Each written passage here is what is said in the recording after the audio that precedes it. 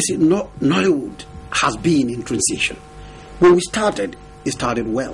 It started very professionally. That's concept to concrete. I'm saying from the script to the release of the film. What you do then is, you see, once somebody wants to produce a movie, we are all always excited. And then you call a few people and say that you have a script that has a story. See, people come together and you listen to the story. And the story is interesting. We all listen to it. I say, great story. Let him go and do the script. Let's see. At the end, you bring the script. Let's say script conference. The script is dissected. We look at it, look at the story, the plot, the climax. Then, so why don't they adjust this place or that? At the end, you see a serious script. And that's why at the beginning, the storytelling of Nollywood was so powerful. That's why it arrested the world. So, once the script is okay, you go to production and you see a director, you see an assistant director, you see an artistic director. Because you want to make sure that the drama, it's not just the camera, that the drama is right. So everything was working out well. And so, we're enjoying the success. But you see, because it's a business where there's no regulation, because there's no council in place, once they saw that money was coming out of this, it became a buying and selling business. And so the script conference we used to call, nobody wants to do that anymore. See that some guy comes, he's a script writer, and in 3 days, 4 days, he's knocked out the script. In another 1 week, 10 days, you hear that the script has been shot. They are in the studio 4 days, they knock it out. It can't be the same. So initially there was a due process of script analysis, production, editing and release. But now it's getting the days are getting shorter and shorter. But I guess with time, with more funds in the industry, it will change.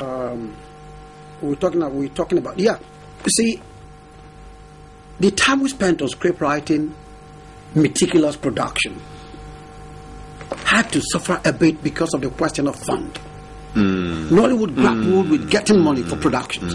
You have to get money from an uncle, you have to get money from a brother, you have to toil to get money. And so you need to get this money back. So everybody wants to get this money, want to produce the film as fast as possible. And then to get done with it and then return the money to the owner. That's why, so the tragic fate of Nollywood, I'd say, is the issue of funding. Because they have not been able to get the organized private sector. And again, that's why I say that 3 billion naira grant by President Jonathan is a great leap for Nollywood. It's very little money because motion picture is a capital intensive industry. But you see, it can lay a foundation.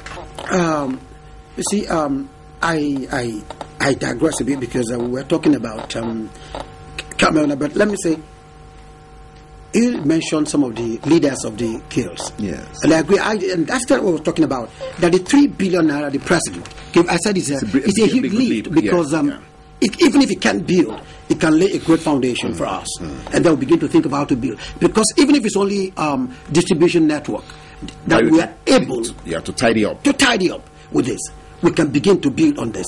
And for this, we must be very grateful to the government that did this.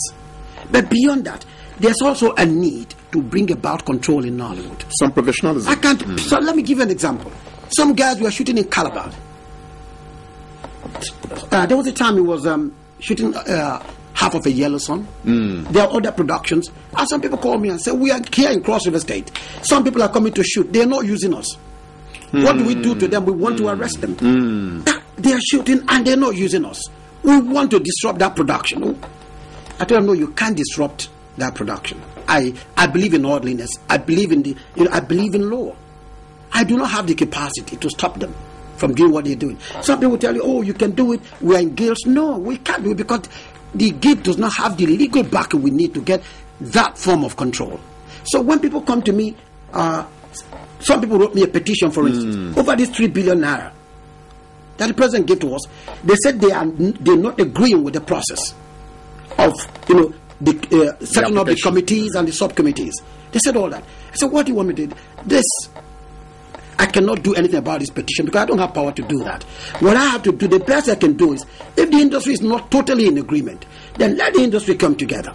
Let us look at the process and then quietly put together a position paper and send to the president or the ministers in charge of the fund. That's the best we can do. And then if there are other persuasive measures we can use, then you can employ that as well too. But the best the government can do for us to achieve harmony in Nollywood is for us. It's for them to quicken the process of passing into law the bill on the Motion Picture Practitioners Council of Nigeria. When that happens, Nollywood will become a saner environment to operate. That's also what some people need to understand. The president has announced the fund. He's charged the Minister of Finance and Coordinating Minister of the Economy, Dr. Ngozi Okonjo-Iweala, to coordinate with the Minister of Culture and Tourism Strategy, High Chief Adam Duke, to coordinate, how this administration, management of the fund. They set up the committees. Well, one of the committee, the subcommittee on distribution, invited members of Nollywood to discuss with them. But you see, some people took exception to the fact that it was not open for them to come in and discuss. They have a right of their expression. I don't have any problem with that. Some felt that government should have invited the guild heads, because they represent Nollywood, to be part of this committee. I agree with that, because if we're in the council, they will talk to our council. They have been talking to APCON, they've been talking to NBA and all that. But you see, we have to be systematic in the way we deal with the things. We have to appreciate, for instance, the person that said to talk to Nollywood was at our discretion. She was not even mandated.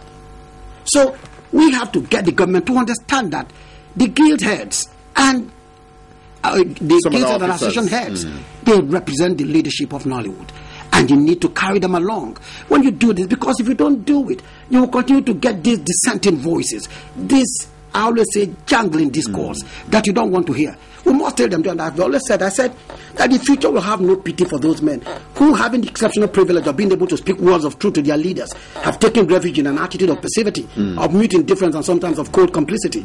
I must be able to say things the way I understand them. And that's what I kept saying, that, for instance, the committee they set up is excellent. I have no problem with it. I can imagine Amaka Igwe, for instance, heading the subcommittee on distribution. Fantastic. She's a brilliant woman. I have a lot of respect for her. I have no doubt in my mind that professionally, when she's committed to something, she will achieve it. Yes. But, you see, government needs to carry the leaders of the guilds and associations so that they don't even detract from the concentration of people they have, invited to do this job. So a combination of the two. We are the leaders. We have been here for 20 years. We have the experience in Nollywood, our successes, our failures, our challenges. The people they set up, some of them have not been in Nollywood. So these are researchers. You need the practical experience of people who have walked through this Golgotha, and people who are scholars. We need to come to a common table, rub minds, and be able to put together a future that will be great for Nollywood. Thank you very much, Zik Okafo. Maybe your last word on the program. How would you rate being on Close Flow with us here on 90? Just maybe in one sentence. I think it's a fantastic concept. It's a breezy atmosphere, and it creates room for you to indeed flow.